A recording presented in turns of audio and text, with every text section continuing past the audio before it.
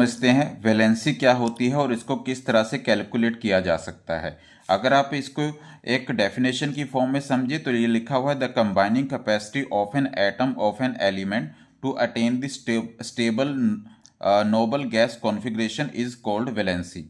आप वैलेंसी को अगर सिंपल टर्म्स में समझते हैं तो मैं सिंपल टर्म में इसको समझाना चाहूँगा। ये होता है एक्सचेंज ऑफ इलेक्ट्रॉन, यानी कि जो इलेक्ट्रॉन का लेन देन होता है उसको हम लोग वैलेंसी बोलते हैं। आपको इलेक्ट्रॉन्स के एक्सचेंज से इसको इजीली समझ में आ जाएगा। मैं एग्जांपल के साथ समझाता हूँ। मान लीजिए लिथियम के केस में इसका एटॉमिक नंबर 3 होता है और इसका जो इलेक्ट्रॉनिक कॉन्फ़िगरेशन है वो 2 और 1 होता है।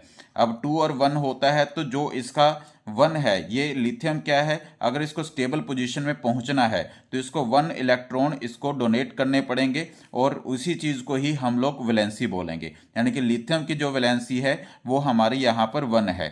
अब दूसरा केस लेते हैं और दूसरा केस हमारे पास ऑक्सीजन का लेते हैं। ऑक्सीजन के केस का एटॉमिक नंबर हमें पता है 8 है, तो इसका जो इलेक्ट्रॉनिक कॉन्फ़िगरेशन बना वो 2 और 6 बना।